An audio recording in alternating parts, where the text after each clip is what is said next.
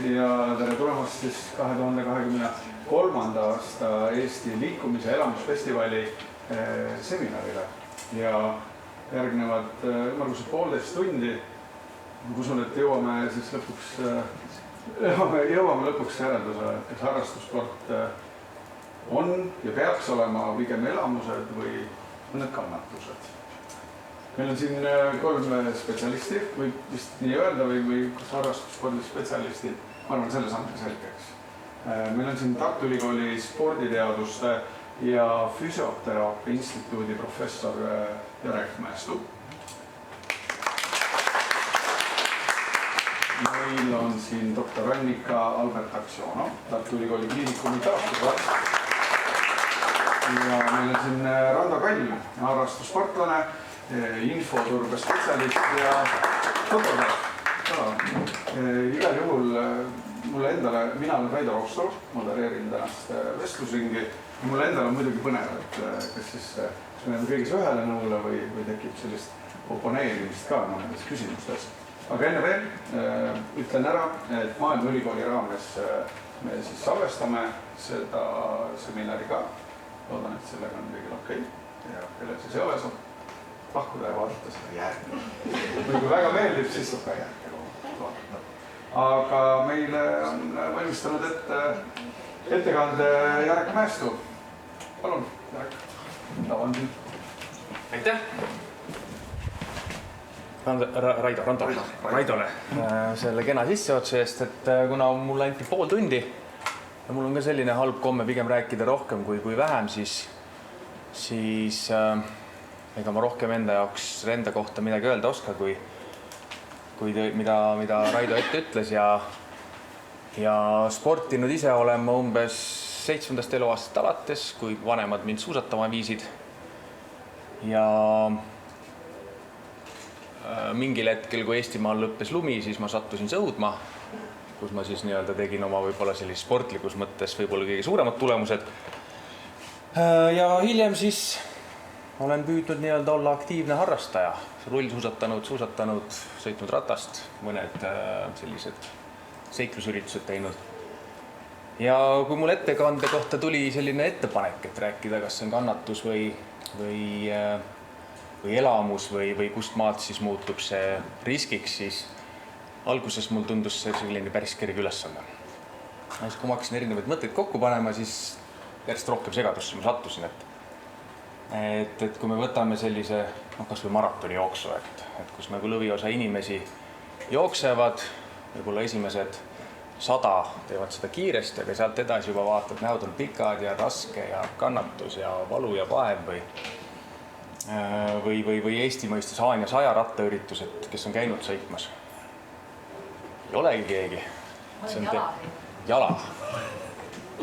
Ehk et 100 kilomeetrit selliseid väikseid singleid pidi, kus võitjal kulub umbes 4 tundi aega, mina lähen umbes 5 tunniga, kui vihma sajab, siis ma sõidan 5:40. On see elamus või kannatus, mina olen 8 korda käinud, osad on kõikidest osa võtnud.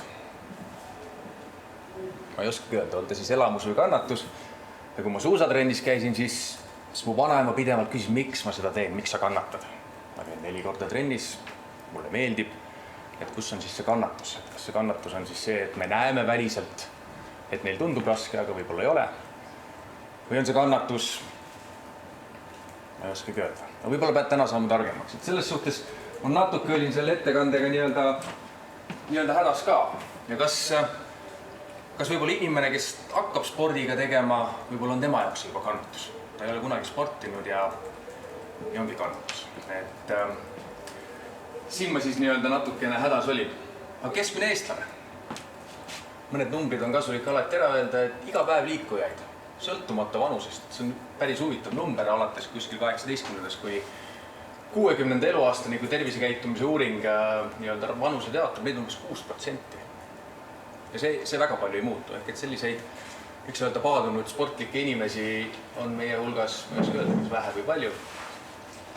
Ja pigem see mure koht on just, et see 50%, et nemad ei liigu üldse. Võib-olla see sport, see vähegi, mis nad teevad, on nende jaoks kannatus. Ja kui palju nendest 6% on selliseid tõesti ületegijaid, on jällegi raske öelda, et selle kohta numbrid meil täna puuduvad, küll aga korreleeruvad väga hästi sellega nii-öelda ülekaalu ja rasvunute hulgad Eestis, et see on täpselt 50%. Numbrid suurenevad ehk et see, kes ei liigu ja need, kellel on kehakaaluga probleeme, et ma ei usu, et see on päris nii-öelda juhuslik. Aga palju me peame liikuma, et terved olla? Alustaks sellest, kas keegi teab? Kõik on täiskasvanud, kõigil on üks norm, WHO-lt, Eesti riigilt. Kas keegi teab? 15 minutit päevas. Vähe, 10 000 sammu. 10 000 sammu tegelikult ei ole soovitus, see on selline väike sihuke hea korrelatsioon, aga 10 000 sammu ei pruugi olla piisav. Aga kui palju peaks meie, kes me siin kõik olema, et me saaks öelda, et me teeme minimaalselt liikumisega tervise heaks endale? 150 minutit nädalas. 150 minutit nädalas, ehk et laias laastus 25 minutit iga päev või 30 minutit üle päeva. Ja tõsi ta on, et see on selline, võib-olla isegi võiks öelda kõige parem treeningplaan. Et kui mõelda, et sellest on tegelikult see kasu inimesele kõige suurem, et WHO ütleb tegelikult ise ka juurde veel jõuharjutust ka, 1-2 korda nädalas võiks ka jõuharjutusi teha, et ärme seda ka ära unustama, et kui võimalus on, siis jõudu peaks ka tegema. Iga samm loeb, tõsi see 10 000 on selles suhtes väga hea indikaator, aga see ei pruugi alati garanteerida head tervist, et kui ma vaikselt 10 000 sammu teen, siis see ilmselt on liiga vähe. Ja jällegi selline teadusuuringute taust näitab, et kui me nüüd istumast natukenegi tõuseme püsti ja teeme natukenegi mingisuguseid samme, siis selline risk tervisele väheneb umbes 40% või selline suremusrisk. Ja WHO ütleb veel lisaks, et rohkem on parem. Ehk et mida rohkem me teeme seda, tegelikult seda rohkem me saame oma tervise heaks teha. Et kas siis lõputult?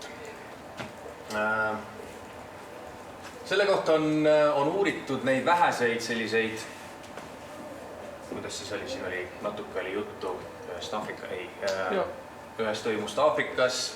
Tansaanias on üks hästi läbi uuritud õim, hästi eraldatud, säilitanud oma vanu traditsioone, et kui palju nad, kuidas nad liiguvad, neil on andurid peale pandud. Ja umbes 4-5 tundi nad nädalas liiguvad sellist kerget liikumas, umbes 1-2 tundi siis seda, mida WHO soovitab meil ehk et sihuke mõõdukas või tugev liikumine. Ja kui teadusuuringuid veel kõrvale panna, kes on siis uurinud nii-öelda meta-analüüsi kontekstis, siis on leitud ka veel selline number, et 60 minutist rohkem nii-öelda tervisekasud ei suurene. Kui me iga päev teeme 60 minutit siis trenni, mõõdukal intensiivsusel, rahuliku sörkjooksu, siis tegelikult väga palju rohkem me tervise heaks teha ei saa. Kui me sealt lähme edasi, siis pigem hakkavad suurenema erinevad riskid. Mis iganes on see siis ülekoormus, väsimus, südame, immuunsüsteemile. Et päris lõputult ka treenida ei saa. Ehk et teatud riskid suurenevad. Miks me treenime? Mis eesmärgid võivad inimestel olla, et treenida üldse? Natuke lihtsalt avada tausta ja võib-olla seda, et kellele see võiks olla kannatus või mitte. Kas kõik siin treenivad? Miks? Hea enesetunne. Tervistoit. Tervistoit, hea enesetunne. Mis siin tuli? Mõte ei liigu ilma.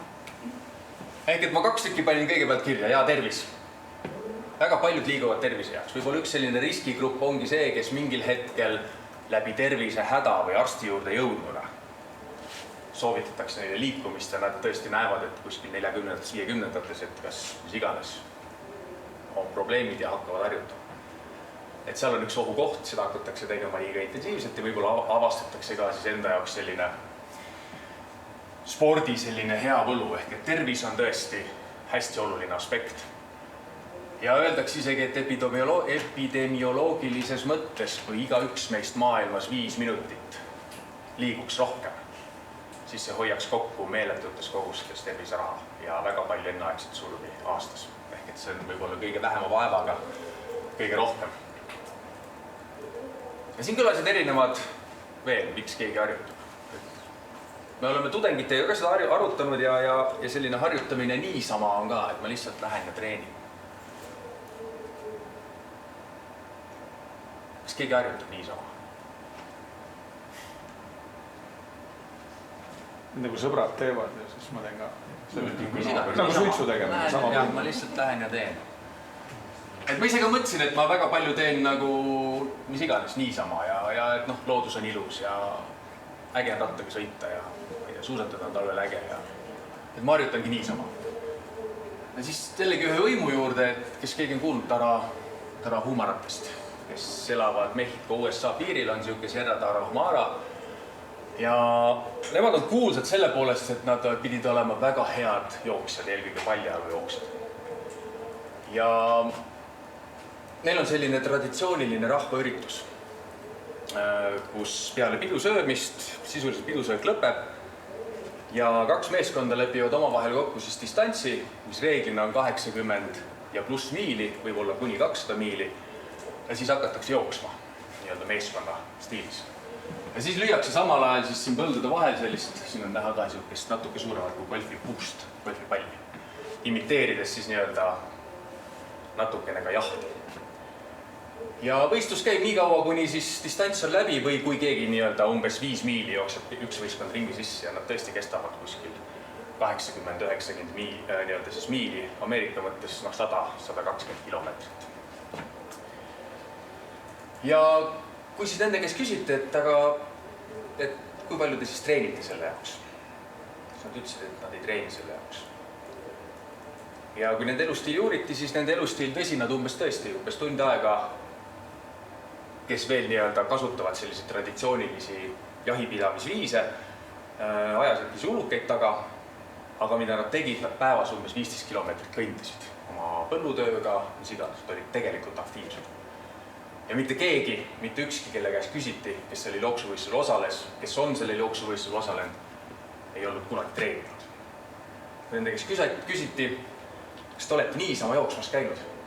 Siis nad ei saanud küsimusest aru, miks peaks keegi minema niisama jooksma. Ja siis paljud teadlased on ka selle peale mõelnud, et tõesti, et miks me peaksime minema niisama jooksma, et see ei ole tegelikult meile loomupärane. Et mis iganes hetkel meil on eluks vajalik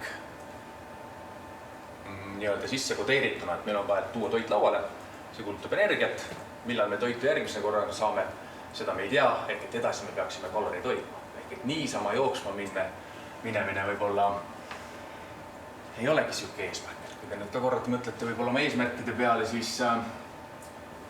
siis mingisugused eesmärgid on veel. Neid on tõenäoliselt palju. Ma üritasin neid tuua ühe nii-öelda selle alla, et mingid väikesed võidud. Minu pärast kasvõi see sama WHO norm püüaks teha 3 korda nädalas, siis 4 korda. Ehk et pisikesed väikesed võidud. Võtta kehakaalus 1 kilogramm alla. See on eesmärk, motivaator. Minul on ka olnud üks väikene eesmärk. See sama 1 tund päevas alates aastast 2006, kui ma nii-öelda sporti tagasi tulin. Selles mõttes nagu peale sõudmisega lõpetamist ma 2 aastat ka kannatasin. 5 kilomeetrit jooks oli täiesti surm. Täiesti kannatamine, 6 minutit kilomeetri ja raske, mõtlesin ka, miks ma seda teen. Ja siis ma kuskilt kuulsin, sama Haanja 100 organisaator ütles, et tema üritab iga aastas umbes 365 tundi teha, 1 tund tervisele väga hea. Ja üritasin ka. Ja ei õnnestunud. Töö segas. Reeglina tööd aega ei olnud. Ja eelmine aasta ma jõudsin, viimased 2 aastat on mul olnud tööd natuke vähem, mõned projektid on ära jäänud ja siis ma mõtlesin, et ma võtan uuesti käsina. Eelmine aasta jõudsin 363 tunnini. Jubedalt kihk oli, et äkki ma kuskile kirjutan veebruarikuusse natuke tunde jõuda saaks 365 kokku. Mõtlesin, mis ma ikka petan. Ühesõnaga ma ei ole seal 365 juures. 15 aastat olen üritanud, ei ole ma väikse võiduni jõudnud.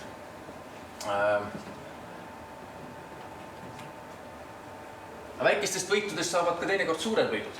Ehk et ma võtsin ühe suvalise väljavõtte, et ma kasutan ise Strava äppi ja seal nagu söödetakse selliseid väikeseid boonuseid. Et selle väikse võidu võti on magus, see tekitab head tunnet ja mis iganes, et kas see on siis märtsis joosta 10 kilomeetrit, mis võib-olla on lihtne ja esimeseks eesmärgiks. Aga siis tekivad ka sellised suuremad ja ma ei oska öelda, ma mingil hetkel olen uisutanud, väga äge rulluisutamine. Ja üks hetk järsku sattusin poodimele. Enda üllatuseks ka N40 vanusegrupp oli täitunud. ma ei oska öelda, on see siis suur võit või väike võit. Tekkis nagu natukene suurem motivatsioon. Ja kui ma näiteks täna sõidan uisuvõistlusi, siis ma tõsi olen jõudnud M45, jällegi on võib-olla läinud natukene lihtsamaks poodiumile jõuda. Ja mis iganes hetkel ma tunnen, et mul võistlusel on raske. Las minna. Tegelikult see ei ole oluline. Selline nagu võib-olla siuke elamus on palju rohkem, mida ma tegelikult tahan. Ma ei taha kannatada seal võistlusel. Tühja see võit, aga see elamus on hästi suur. Ja ma ei oska öelda, kas mingisugune eesmärk veel kellegi tuleb, mida ei saa siia alla panna. Sellise nelja selle alla. Et ma olen neid küsinud, ma ei ole neid väga palju nagu saanud. Ehk et kõik siuksed eesmärgid, mis meil on, et tegelikult võiksid siia alla nagu ära mahtuda. Kõigeks on pühendamist vaja. Ka seda, kui me tahaksime 1 kilogrammi kehakaalu alandada, ka seda, kui me tahaksime joosta oma esimest maratoni. Võib-olla saab sellest samast 10 kilomeetrist alguse, järgmise 2 kuu pärast 15 kilomeetrit ja siis on esimene maraton. Mõne jaoks väike eesmärk, mõne jaoks suur. Kui kiiresti jookseb keskmine inimene maratoni? Harrastan 4. Keskmiselt. Suured maratonid, palju jookseb inimene, keskmine inimene maratoni? 3,5–4. Keskmised inimesed ei jookse maratoni. 0,1% inimestest jookseb maratoni. Aga jah, selles mõttes 4–5 tundi on see, kus lõpetab 70%.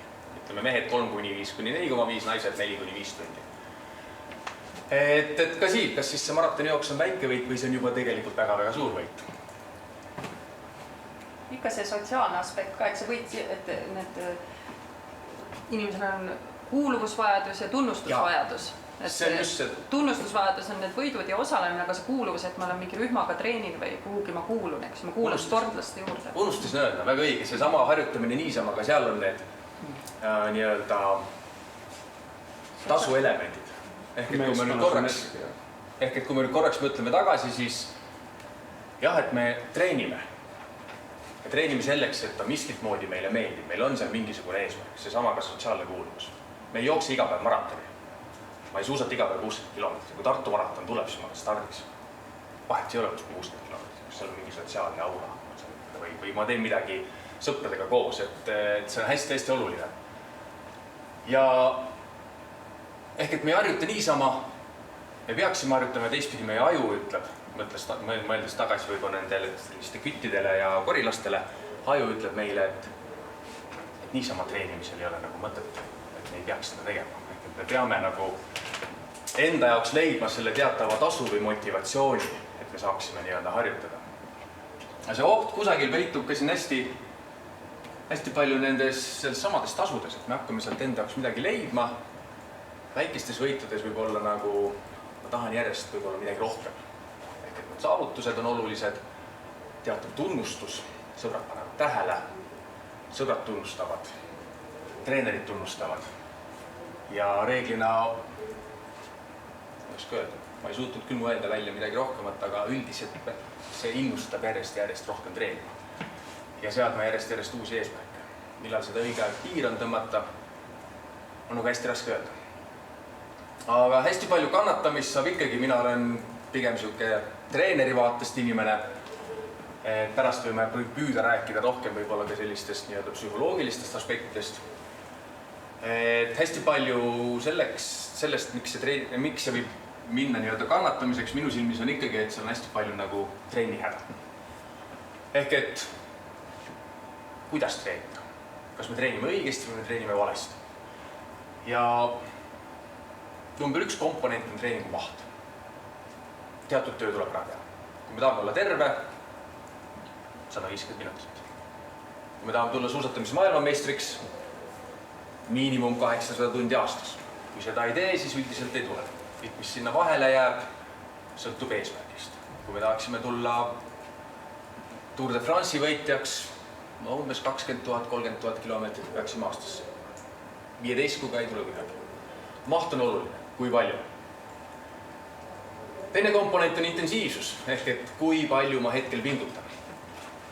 Ja kui raske mul hetkel on. Ja siin võib-olla tehakse selline kõige suurem viga ka, nii-öelda tavasporti mõistes, et seda intensiivsust kiputakse võrdlema kellegi teisega. Meenub mulle, et kui ma olin meil tippspordis, tippvormis, tegin suhteliselt tugevat sõudmist, läksime kursusekaaslasel Tarmo Mitiga jõusaali, kes praegu assisteeris siin neid jõutõstjaid. Hiljem sai temast üks esimesi eestlasi, kes maailma tugevamal mehevõistlustel osa võttis. Läksime jõusaali, astusime uksest sisse, Tarmo Mitt võttis 75 kangi julge tahaks kükkima. Ma küsisin, kas sooja ei teegi. Ütles, et teen küll, ma oleks võtnud raskema kangi, aga ma ei viitsinud raskusi peale panna.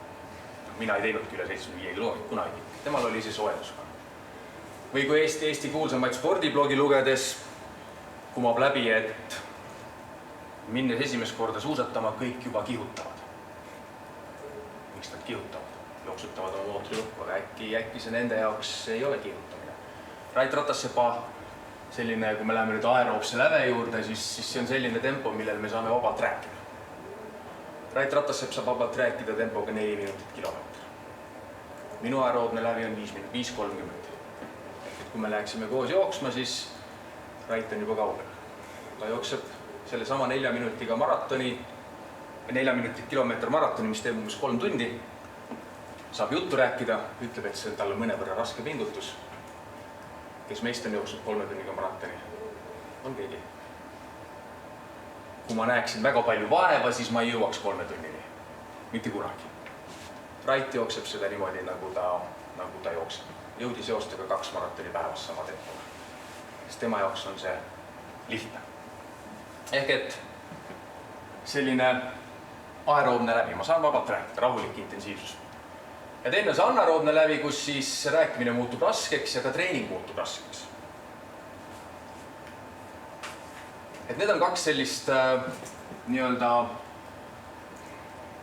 jaama, mida tegelikult on oluline silmas pidada. Ja nüüd, kas see treening on kannatamine või mitte? Hästi palju sõltub intensiivsusest. Intensiivsus on see tegelikult, mis defineerib ka treeningu iseloomu. Kui see intensiivsus on madal, siis see treening pigem on selline lihtne. Ta loob baasi sellisteks pikemateks treeninguteks, üldiseks vastupidavuseks.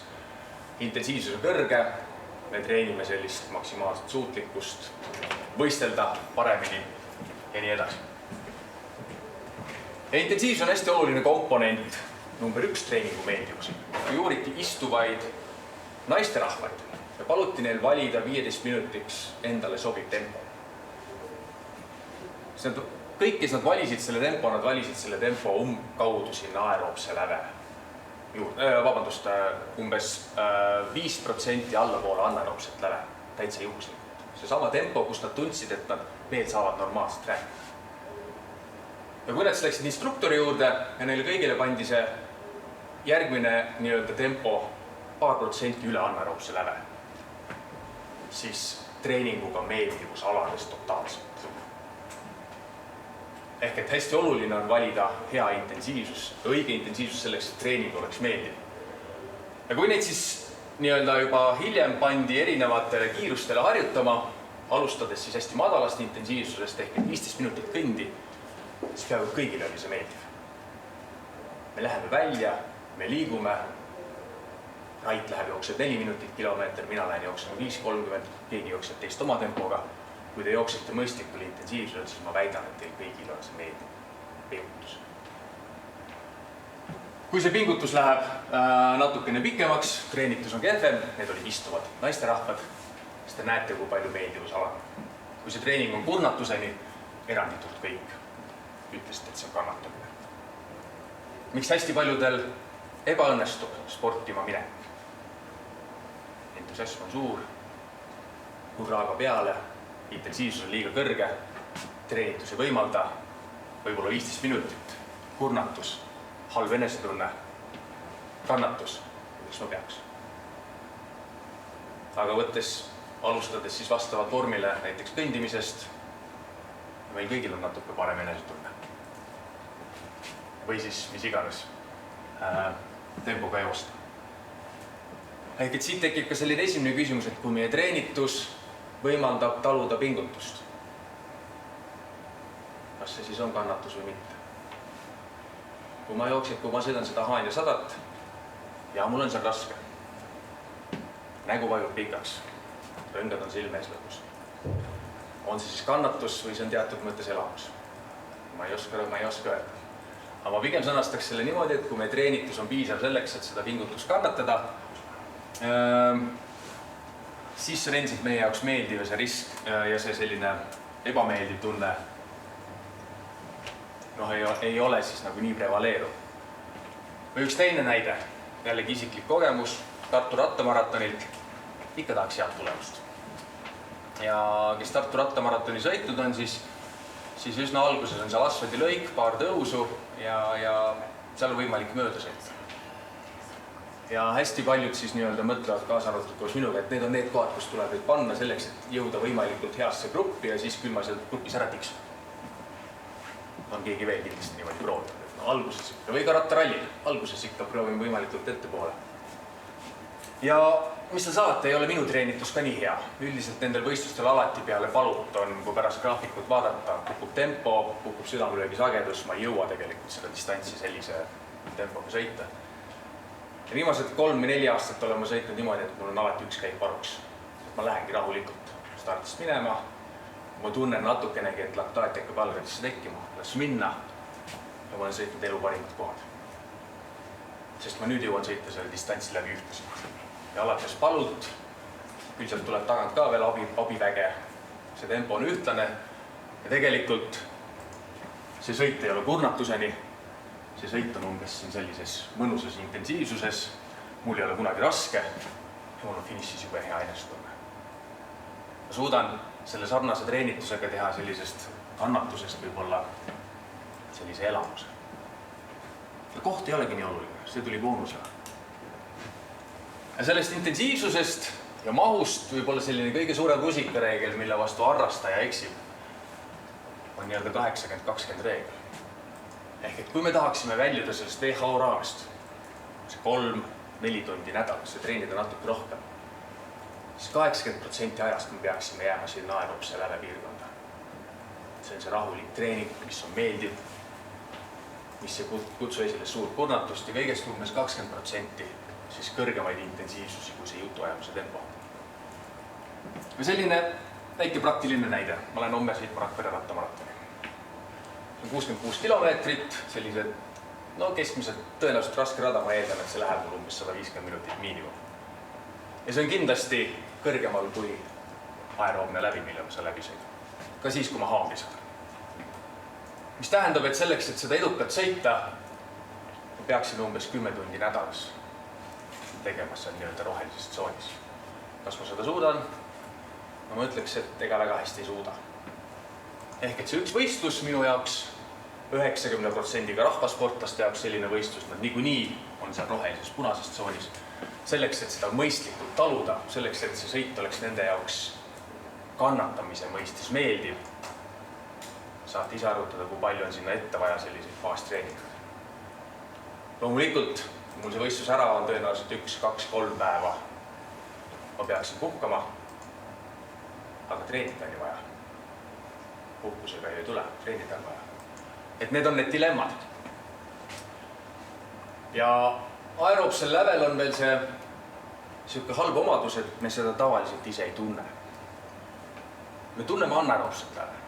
Kui me treenime seal selle kollase tsooni lõpus, me saame veel rääkida, me saame hästi pikalt, suhteliselt pikalt treenida, jalad laktaati täis ei lähe, kui me läheme kübekesi üle, me kohe tunneme, et läheb raskeks, hingeldamine tekib ja kui te üldiselt vaatate oma jooksudistantsi või võist sellise mingisuguse ürituse pulsikõveraid, siis te näete, et nad ongi seal kollase punase piiri.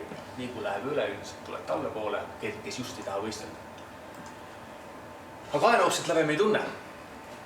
Et kui oletame, et minu näiteks aeroobse läve võimsus on 190 vatti, ma võin sõita 190 vatiga 1,5 tundi, ma võin sõita 200 vatiga 1,5 tundi.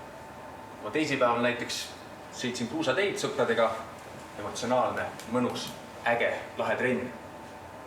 Sõitsin 200 vatiga, nihkusin sinna kollasesse tsooni, siis 120 minutit kulutasin ma juba oma 20%, saamata sellest isegi aru.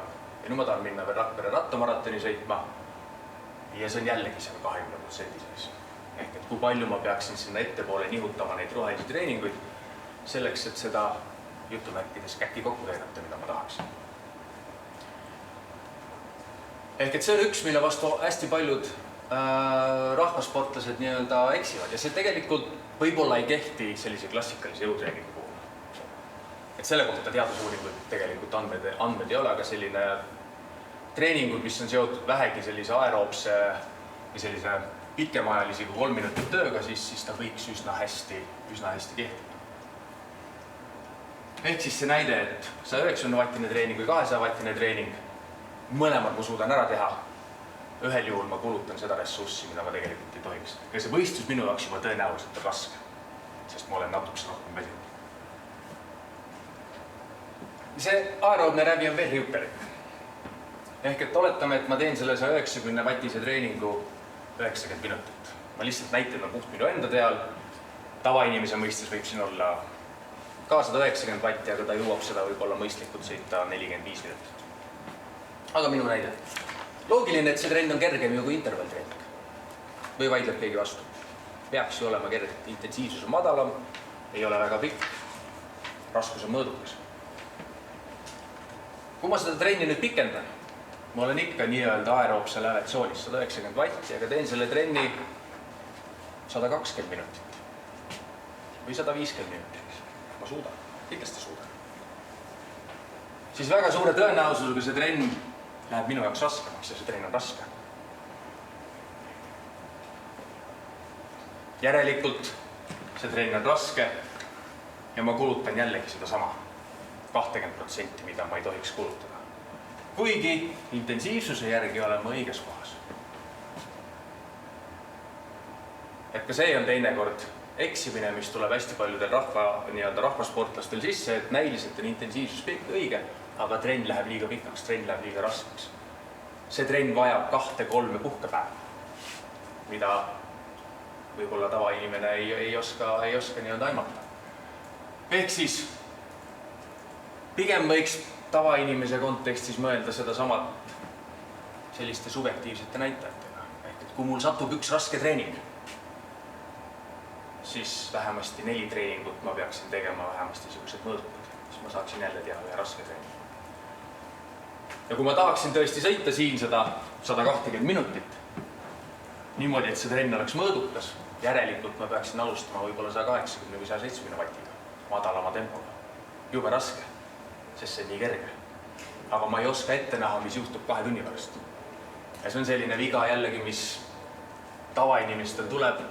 Trenn läheb natuke raskeks. Aga hiljem võib olla ka see võistlus, nii-öelda kannatamine. Üks ekstreemsem näide ka. Bente Skari, maailmameister, olümpiavõitja ja tema treeningud. Et kui te vaatate siin need samad oranžid ja punased, need on need intensiivsed ja rasked treeningud, mida suusataja teeb. Kes numbreid päris ei näe, siis neid on umbes alates 25-23. eluaastast umbes 50 tundi aastas. On rasked intensiivseid treeningud. Palju WHO lubab meil teha?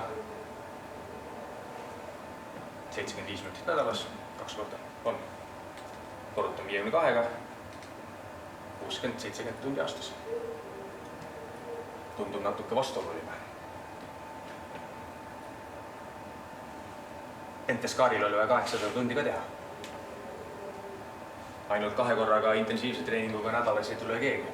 Ja mida Bente Skari teeb, mida norrasuusatajad hästi palju teevad, nad teevadki hästi palju aeroobse läve treeninguid.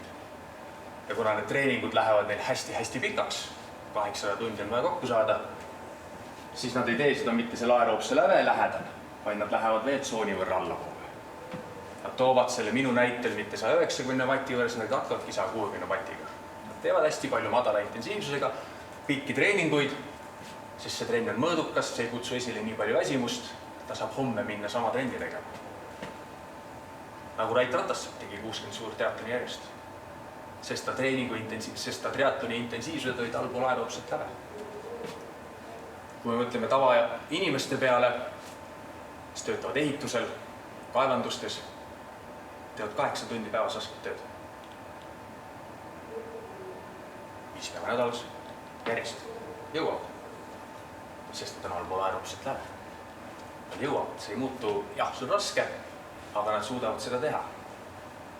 Kui me nende intensiivsete treeningute hulgas tahaksime siin teha natuke intensiivsemalt, siis see muutub kannatamiseks. See läheb raskeks, me ei suuda seda väga hästi taluda. Ehk et mida tavainimene ütleb no pain, no gain, siis me ei näe seda suusatamise maailmameistri. Ei ole sellised no pain, no gain treeningud. Lõviosa treeningutest on üsna lihtsad, üsna madala intensiivsusega.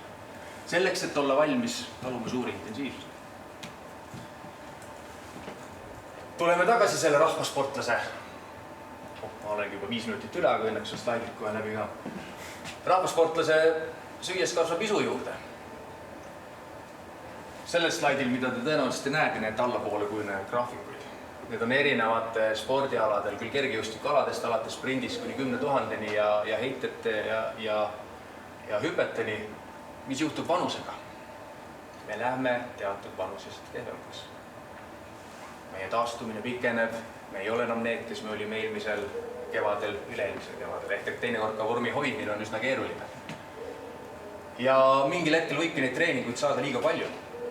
Ka see sama minu 362 tunni näide, meil õnnestus sügisest alates instituudiga leida 2 sulgpallitreeningut hommikuti enne tööd. Ja kui ma oma treeningplaani vaatasin, siis ma vaatasin, et mul on praeguseks seisuks võrreldes eelmise aastaga pluss 52 treeningtundi, puhtalt sulgpalli arvelt. Ägedad trennid, väga rasked ei ole, emotsionaalsed. Aga ma tunnen, et mahtu saab liiga palju. Just ükskõik, kui ma teen sellise natukesegi raskema treeningu, nädal või poolteist on lihased, on tunda, et on kehvad. Ehk et tõenäoliselt tänase 365 tundi võibki olla minu jaoks juba liiga palju. Ma ei suuda nii palju treenida. Ja siin tekivad need ohukohad. Väsimus, ületreening, vigastused. Täna hommikul mõtlesin ka, et mul on jalal juba umbes 6 aega, ma tunnen, et päka peal luud on valusaks. Võimalik, et sulgpallist. Aga 6 aega olnud. Tõenäoliselt peaks arsti juurde. Ma ei tea, mis see on. Võimalik, et seal on mingisugune probleem. Ta ei sega mind igapäevaselt, aga ma tunnen, et ta on olemas. Kui treeningud võivad ka saada eesmärgiks iseenesest. Ehk et samad püüeldes eesmärkide poole, kui ma näen, et keegi kõrval naabrimees treenib minust natukene rohkem, et tema tulemused on natukene paranevad, siis mõju peab ka seda sama suutma. Kui ma oma treeninguid valesti planeerin, siis see on selline siuke lõputu või kehv ring, et järelikult, kuna ma nii hea ei ole, mul on väsimus või ma võistlustel ei suuda, siis ma peaks veel rohkem treenima. See on siuke selline kehva spiraal ja mis on ka omaette hästi huvitav teema on, et siis otsitakse veel lisaks ka selliseid legaalsed abivahendid, keelid, toidulisandid, parem varustus, kompressioontooted, mis iganes. Kõik on võimalik müüa. Hiljutine uuring näitas aerodünaamilise ratta ja tavalise ratta vahet raamil 5 vatti. 6000 eurot iga vahe. 5 vatti. Aga 5 vatti ja see on müüdav. Põhjus ei peitu ilmselt 5 vatis, põhjus peitub kusagil planeerimises. Ja ka siin tekib stress. Eesmärgid ei täitu, ma ei suuda, mis iganes.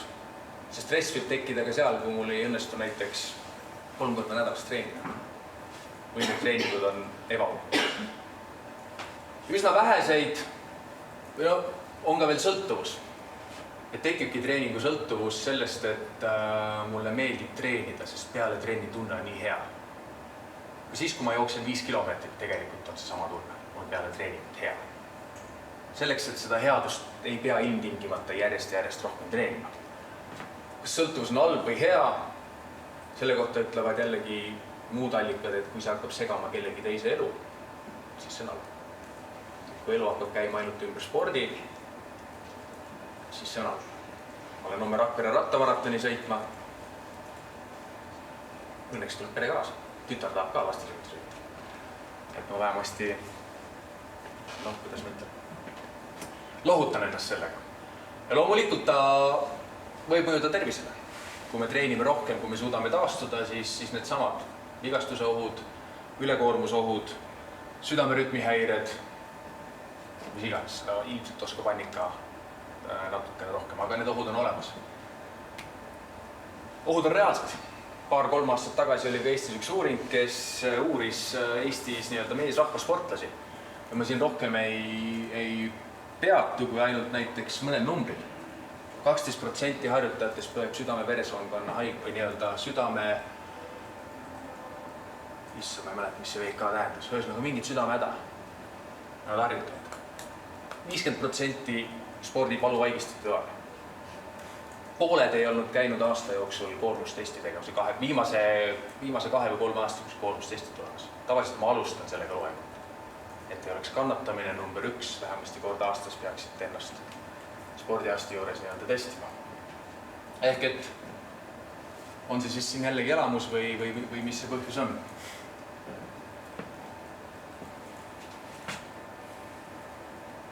Jah, viimane slaid.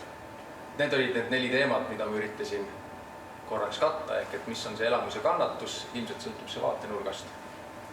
Minu vanemal oli kannatus juba see, kui ma käisin 3 korda nädalas treeningutel. Siis ka see, kuidas me treeninguid enda jaoks planeerime, et kas treeningud on kerged või rasked. Milline on mu väsimusseisund? Väga paljud sportlased, kui nad on umbes nädal aega on treeningutest teemal olnud, ütlevad järsku, et ma ei ole elu seest tulnud, kui hea mul olla. Treenitakse pidevalt sellise väikese väsimuse foonil ja see võib saada hiljem ka krooniliseks. Kuivõrd ma olen vormis selleks elamuseks, mida ma lähen tegema? Et kas ma olen piisavalt haanes ajaks vormis, kas see 10 kilomeetrit või Elva ööjooks oli siin, ka see võis olla mõnele elamus, mõnele kannatus. Kui ma lihtsalt lähen jooksma, siis tõenäoliselt on see kannatus. Ja alati on ka see, et kas eesmärgid on objektiivsed. Hästi paljudel jällegi sellised väikesed eesmärgid, et täituvad, püstitatakse järjest suuremaid eesmärke. Need ei pruugi olla objektiivsed, sellest võib saada kinnisidee ja jällegi see võib viia teatavate selliste katsumuste ja kannatuste. Aga see oli viimane slaid, et ma tänan.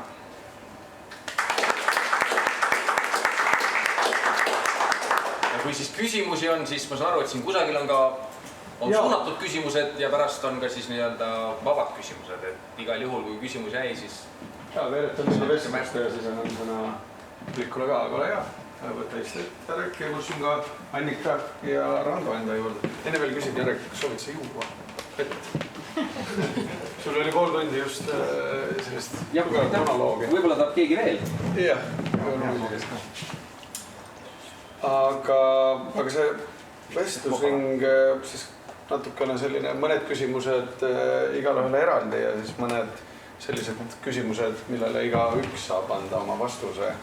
Ja ega kust mul mujalt ikka siis moderaatorina tulla on kui iseenda pealt ja iseenda elust. Ehk et Jarek, ma olen saamas kohe 40, olen meeldivas ülekaalus, tean seetõttu, et üsna hiljuti olin ebameeldivas ja senised liikumisharrastused, mis mul on, ilmselgelt ei toimi. Oskad sa pakkuda välja mõned sellised tulevikualad või alad, mis on juba kohal, mis minusugusele võiks sobida? See tegelikult tuleb ikkagi endast seest. Alasid on palju. Number 1, mida öeldakse, on, sa peaksid leidma selle ala, mis sa tunned, mis sul meeldib teha. Ehk et sul kõigepealt ei oleks blokki selle vastu, et näiteks enamik, hästi paljud, kui alustavad, et ma lähen jooksma. Jooks on tegelikult üsna raske spordiala, on palju lihtsamaid alustamas. Ka jooks on hästi lihtne. Panen ketsid jalga ja on võimalik minna kenasti välja. Aga ta tõsi on, jooks on suhteliselt raske, et ka see, et kui mina olin ju aastakese peale sõudmise lõppu, ma ei tahtnud treenida, mul oli ka siiamaani, siis nagu ma ütlesin, 5 kilomeetrit jooks oli ületamatu väga raske ja ma pidin vahepeal kõndima. Et number 1 ma soovitaksin leida mingi ala, mis meeldib, mis tunneb. Ja number 2 on jälgida siis seda, et see treening esimeses faasis ei muutuks siis ülearu raskeks, vaid lõpetadagi ära see treening ennem, kui ta muutub raskeks. Oletades, et jooks meeldib ja oletades, et rattasõit meeldib, siis on alati see, et kui nüüd tunnet tegelikult võiks aidata. Väga pikk trenni ei ole olnud, siis number 1 on siis see, et kui siiski tahta natuke pikem ja sõida siis natuke aeglasemalt. aga see ei ole see, et ma pean ilmtingimata siis selle treeni lõpuni tegema, et esimene selline kogemus oleks jällegi, et see treening on nagu raske või ebameeldiv. Ehk siis teha nii-öelda mingis mõttes turvalises keskkonnas ka nagu vaimselt see esimene katse, et see kohe ei tekitaks seda põrumist. Leia kaasamõtlejaid. See, kes arvab võib-olla, et see võiks olla ka temale meeldiv, et tõenäoliselt jooksma on raskem minna, aga rattaga sõitma on kindlasti nagu kaasatulijaid rohkem. Rullsuusatama võib olla ka raske, paljudel ei ole rulle. Ja küll ütleme, et ma leian omale ala. Küsimus sulle, Annika. Mul on kunagisest korvpalliarrastuses selline väljaveninud hüppeliiges. Mis ma edasi teen? Kuidas ma sellest üle saan? Just, et minu nagu ka sellele samale esimesele küsimusele vastuseks, et kindlasti enne, kui hakata midagi tegema, tegelikult peakski kas siis iseendas läbi mõtlema, milleks ma valmis olen, milleks minu keha valmis on, millised kaasuvad terviseprobleemid mul võivad olla näiteks tekkinud sellest ülekaalust juba, eks ju, millised traumad mul varem on olnud, kui on nii-öelda ebastabiilne hüppeliiges, siis tõenäoliselt jooksmine ei pruugigi olla kõige parem spordiala, sest sealt võivad tekkida põlve ülekoormussündroom koheselt näiteks, eks ju. Et selle tõttu, kui on selliseid kaasuvaid terviseprobleeme, siis mina soovitan alati, kas see peab just arst olema, kellega nõu pidada, ka füsioterapeut näiteks, kes hindab inimese kehalist seisundit, kehalist võimekust, kehalist funktsiooni, et igal juhul ka nii-öelda enne alustamist see juba üle vaadata. Ja kui siis on leitud mingisugune nii-öelda vaimule sobiv spordiala ja kehale ka, milleks keha valmis on, ja ikkagi tekivad sellised, ütleme, ülekoormuse tunnused või et siis on see uuesti vaja üle vaadata ja vaadata, kas on see sobilik ala või peaks midagi muud tegema.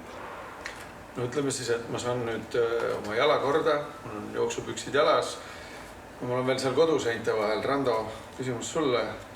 Sisetunde kuulamine ehk siis selline viitsimise treening selles kontekstis, mis saavutuse ma peaks endale nii-öelda sinna ette panema, et kas lihtsalt see, et ma saan kodunt välja. See on väga keeruline küsimus. Jarek rääkis siin hästi palju, et miks inimesed midagi teevad. Et ma arvan, et see küsimus, miks sa üldse tahad nagu välja minna või miks sa tahad nagu liikuda. Ma arvan, et sellele küsimusele me peaksime kõik enda sees esmalt ausalt vastuse leidma. Et siin publiku sees kostis neid vastuseid väga erinevaid ja üks vastus, mis nagu resoneerus hästi, oli just see, et ta on hea välja näha. Ja mida näitavad tegelikult nagu ausad anonüümsed uuringud, siis 2020 Jarek mainis jälle sellist keskkonda nagu Strava, siis seal korraldati 25 000 jooksja hulgas uuring. Küsiti erinevaid küsimusi ja muu hulgas küsiti ka, et siis why do we run, et miks me jooksame.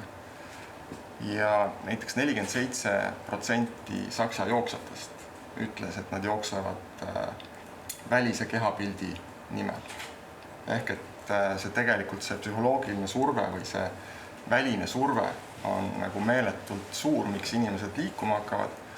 Ja see on ka üks põhjusi, miks tekivadki need igasugused ülekoormused ja tekivad probleemid, tervisehädad, et inimesed püüdlevad millegi poole, mis võib-olla ei ole aus. Ehk et see esimese küsimusele vastus, et miks, et kui sa teed seda just nimelt tervise nimel ja kehakaalu muutmine sinu jaoks ei ole seotud nüüd välise minapildiga või mingite väliste teguritega, et kellelegi rohkem meeldida või lihtsalt endale peeglis nagu rohkem meeldida, siis ja see põhjus on nagu tervis on. Et siis ma arvan, et see aitab nagu väga palju sellele sisemisele motivatsioonile kaasa. Ja kui nüüd spordiala valikuga ka natukene juurde lisada, siis ma ise olin oma kehakaaluga 2007 väga suures ülekaalus ja mind aitas kepikõnd.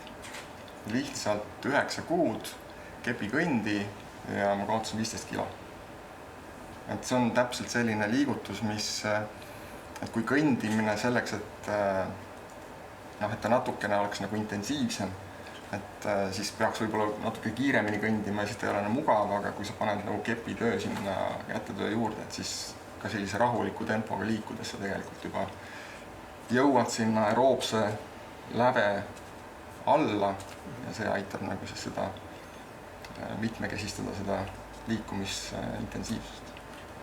Jareku ettekandest tuli seesama aususe moment sellest, et jätad selle ühe käigu varuks. Ehk siis oled iseenda vastu aus, et sa tead, et kui sa paned põhjagaasiga, siis tõenäoliselt kuskil tuleb see haamer, mida sa nimetasid, ja see on iseenda vastu kõigepealt aus olek minna välja. Sest ega otseselt tervise mõistes me ei pea harjutama tugevaid või kõrge intensiivsusega. See ei ole nagu vajalik. Kui see on vajalik mingi teatud eesmärkide puhul, siis jah. Aga kui meie eesmärgiks on tervis, siis me ei pea olema seal jutumärkides punases. Et võib täiesti rahulikult teha sellise madala intensiivsusega kergeid harjutusi. Siis võib-olla kõigile see küsimus, et kuidas vältida seda psühholoogilist momenti, mis tekib finišis, et kas ma panin et kas oleks saanud veel selle ühe käigu panna ja tulla sellega lõpuni. Sest see on minu arust see kõige valusam hetk lõpus, et kui jääb sisse veel mingit jõudu, et miks ma seda välja ei pannud? Ma ei oska öelda, minu jaoks nagu, kui ma mõtlen tagasi nagu sportlase karjääri peale, siis kui ma niimoodi finišis mõtlen, siis kõige suurem viga, mis ma siis distantsil teha. Et siis pead nagu kõik nagu andma, eks. Muidugi, kui sa võidad ja kõik ei anna, siis ka nii võib teinekord juhtuda, et tase on kehvem, eks võistlustel ja võidadki niimoodi mitte kõike välja annes, aga see sõltub jah eesmärgist, et kui su eesmärgiks on nagu tehagi oma tulemus, siis paratamatult selleks, et olla siis lõpus rahul, kui sa tunned, et sa kusagil jätsid midagi nagu varuks, siis ilmselt see rahulolu ei pruugi nii suur olla, eriti kui sa ei võida. Kui sa võidad, siis on loomulikult võib-olla oled rahulik, et saigi õigesti tehtud, et ei. Aga tavainimese mõistes jah, et kui see eesmärk on lõpetada distants või joostagi see 10 kilomeetrit või osaleda rattamaratoni, poolmaratoni distantsil, siis see ju ei mängi rolli, kui palju ma pingutasin. Et on see, et ma tulin tervena lõpuni ja ideaaljuhul veel ma saan positiivse emotsiooni ka. Et see oleks nagu see ju kõige olulisem. Sa mainisid selliseid taastumist siis soodustavaid vahendeid. Harrastusspordis on see selline kasvav trend, või lausa sinnani välja, et harrastusspordis doping, kui palju seda esineb, ma saan aru, et sa kuulud ka Eesti antidopingu, saad lausa distsiplinaarkomisjoni, jah. Just. Kuigi sinna vist harrastussportlased ei jõua? Jõuavad, kahjuks jõuavad. Et harrastusspordis tegelikult iga võistlus, mida korraldab alaliit, millel on numbrid kaelas, millel on numbrid peal, põhimõtteliselt allub dopingu reeglitele. Ehk et ka tõsi, Tartu rattamaratonil, Tartu jooksumaratonil, Triismaili triatlonil, kui ma olen tavainimene, ma olen tarbinud keelatud aineid, kui võetakse juhuslik proov, siis ma olen samasugune, siis mind koheldakse tegelikult samamoodi. Harrastussportlastel seda keeruline öelda. Soomlased on uurinud, ütlevad, et see on neil umbes 1–3%. Sest ega selge on ju see, et harrastussportlastelt ei võeta palju dopinguproovi, need on juhuslikud. Ja see ei kirjelda seda olukorda, mis on. Aga seal oli veel mingi küsimus. Taastumisvahendid. Jah, just sellised. Taastumisvahendid, need on ilmselt, selle kohta võiks teha teise seminari ja kutsuda taastumisvahendite spetsialilt. Kui võtta taastumisvahendiks ka seda, et valgupulbrid, mis iganes, saunad, külmaravi, puhkus, uni on ju kõik hästi olulised aspektid. Aga see toidulisandite maailm on kindlasti see, mis hästi palju müüb. Ja vaadake Tartu maratoni ees seda poeletti, et iga aasta on geelid, batoonid, magneesiumiga, peedimahlaga, turboboostid, ja neid ostetakse. Et niikaua, kuni neid ostetakse, siis neil on turgu, kui palju nad aitavad. Kui te teete 3 korda nädalas treeningut ja lähete Tartu rattamaratoni sõitma, siis see saab teie jaoks olema ikkagi katsumus, ega see keel teid ei päästa. Vanast ajast hapukurgist enam abi ei ole, et no tegelikult lõpuks on ikkagi nagu minu silmis suuremalt teevad see, et sa pead olema valmis selleks, mida sa teed. Ehk et sa pead olema füüsiliselt valmis, sa pead olema piisavalt treeninud. Sead selles mõttes omale objektiivse eesmärgi, et kui ma tõesti olen treeninud nagu vähem, see ei tähendab, et ma võib-olla ei peaks sinna Tartu rattamaratonile minema, aga ma sõidangi ta läbi rahuliku tempoga. Ma ei ületa seda, milleks ma olen suuteline. Ja loomulikult neid on mõistlik kasutada, aga kindlasti neid nagu natukene müüakse ja kasutatakse üle. Neid tegelikult nagu eelkõige kui inimesel tekib tunne, et tema tulemus sõltub sellest. Ma natuke siinkohal oponeeriks. Mitte nüüd otseselt sporditoitude vajaduse üle, küll aga selle üle, et mida mina olen kõrvalt näinud, on see, et inimesed nii treeningul kui võistlustel ei toitu piisavalt. Ehk et ei jooda piisavalt, ei sööda piisavalt, ka oma sõprade hulgas ma näen seda. Et olen teinud oma elu jooksul piisavalt palju või vedanud piisavalt palju rattagrupi treeninguid ja üks oluliseid asju, mis ma seal nagu treeningul olen pidanud kogu aeg inimestele ütlema, on see, et nüüd on aeg juua, nüüd on aeg süüa, nüüd on aeg juua, nüüd on aeg süüa, sest inimesed lihtsalt ei söö ja ei joo. Ja see on tegelikult üks oluline aspekt, mis aitab ka taastumisele tegelikult kaasa.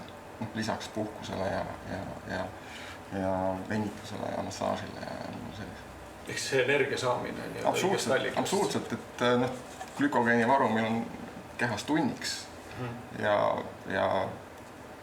kui sa teed pikema treeningu, siis sa tahes-tahtnud, sa pead sööma. Ehk siis see kõik kokku on ikkagi selline kompleksne süsteem ja natuke infot kogudes... Korraks tõesti näpu. Absoluutselt nõus. Et lihtsalt, et see sõltub natuke, tegelikult on tund on umbes see, kus tegelikult põhimõtteliselt on veest täiesti piisav. Aga loomulikult, kui see distants läheb pikemaks, siis on energiat on nagu mõistlik taastada. Tulen tagasi selle komplekssuse juurde, Annika. Ühest intervjuust lugesin holistiline käsitlus. Võib-olla pane sõnaga. Holistiline käsitlus, see on selles mõttes selline, see intervjuu kindlasti oli seotud minu nii-öelda patsienditööga, eks ju, pigem taastusravi patsiendid, kes ei ole ju täna nii-öelda, enamus neist ei ole harrastussportlased, nad on, ma tahaks, et nad oleksid rohkem tervislikud liikujad, aga nagu Jarek esimene slaid näitas, et tegelikult neid tervise pärast liikujaid on tegelikult ikkagi väga vähe meie hulgas pool ainult. Et holistiline käsitlus tegelikult nii-öelda laiemas plaanis tähendabki seda, et inimest vaadeldakse tervikuna, tema füüsilist heaolu, tema vaimset heaolu ja tema sotsiaalset heaolu ja toimetulekut vaadeldakse tervikuna ja ega sportlane või harrastussportlane liikuja ei ole teistsugune inimene kui inimene üldse ja me teame, et ületreenimine või ka üldse nii-öelda selline nii-öelda mingite eesmärkide pärast treenimine, see võib olla mingisuguse nii-öelda vaimse heaolutundega seotud, see võib olla mingisuguse sotsiaalse eesmärgiga seotud, nii nagu siin jutt on olnud, see, et mingi grupikuuluvus või see, et naabrist parem olla, eks ju. Et tegelikult, kui me nii-öelda räägime sellest, et kui see on kannatus, siis me võib-olla peamegi vaatama, et kust see kannatuse põhjus nii-öelda tuleb, et ta ei ole enam elamus. Et ma arvan, et see on võib-olla see, kui me räägime täna sportlastest ja sellisest holistilisest suhtlumisest või käsitlusest, vaatamisest. See tuletas mulle lihtsalt ühe momendi meelde, et mis saab olla siis nagu eesmärk ja sa mainisid ka, et M40, ehk siis veteraniklassis on ju pjedestaalile tulek, et mul just hiljuti üks sõber ütles, et temal veidi vanem sõber hakkas siis veteraaniklassis ka nagu, mäleta rattasõidus äkki pedestaalile, et siis ta ütles, et peaks ka hakkama treenima, et kui sinna jõuan vanusega, et tahaks ka ikkagi Eesti meister olla või esikolmikus, et see võib olla ju täitsa reaalne motivaator, et sest see konkurents jääb ju vähemaks, sealt muudkui kukub ära. Vastupidi. Alates 40-st on jälle konkurents. On jälle, täpselt. Ja üks statistiline uuring jällegi, mida ma lugesin hiljuti, ütles, et kui 1980. aastal moodustas üle 40-aastaste vanuseklass finišeerijatest 26%, siis täna on see 50%. Et vanus, kes teevad sporti, just eelkõige saavutussporti, see läbi aastate kasvab. Mitte nüüd just professionaalset sporti, aga ütleme harrastussportlane, kes teeb saavutuse pärast. No siin veel jäänud Randole küsimus selles individuaalsetes küsimustes, et oma tegevuse, oma sportimise jäädvustamine, eneseanalüüs versus sotsiaalsus või selline väljapoole elamine. Kuidas sa sinul on ta tasakaalus või tunned sa ise, kui sa olles enda vastu ja meie vastu siin aus, et kumb see on? Muiduks ütlen, Randol on väga kihvt videopäevik 6 aja tagusest jalgrattamatkast. Napilt alla 1200 kilomeetri, kui ma arvutasin õigesti kokku Eesti pinnal. Ja see lõpuanalüüs on täiesti, soovitan minna esimese asjana kuulata, mis siis 11 päeva jalgratta peal on. Aga okei, küsimuse juurde. Väga hea küsimus. Küsimus, mille üle ma ise olen juurelnud viimased 2-3 aastat äkki. Ja kuhu ma täna olen jõudnud on see, et esiteks minu ainus sotsiaalmeediakonto, mis tänaseks järgi on jäänud, ongi YouTube. Selleks, et siis neid videologisid jäädvustada või selleks, et siis nii-öelda läbi eneseanalüüsi või läbi siis need enese jäädvustuse jõuda siis parema vaimse terviseni. Aga ja mingi aeg kindlasti oli soov olla eriline, soov olla, ma ei tea, kuulus.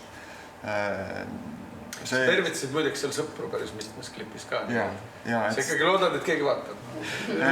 Õnneks mul on jah tekkinud mingi püsiv vaatajaskond. Aga näiteks Strava oli esimene sotsiaalmeediakonto, mis ma kinni panin. Järgnes Facebook ja sellele järgnes Instagram.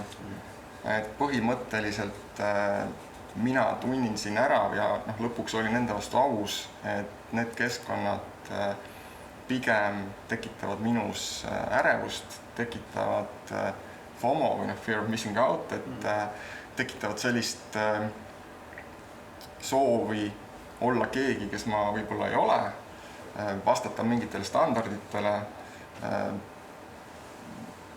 olla samas ka toode, et siis minu andmeid kasutatakse ja mind müüakse.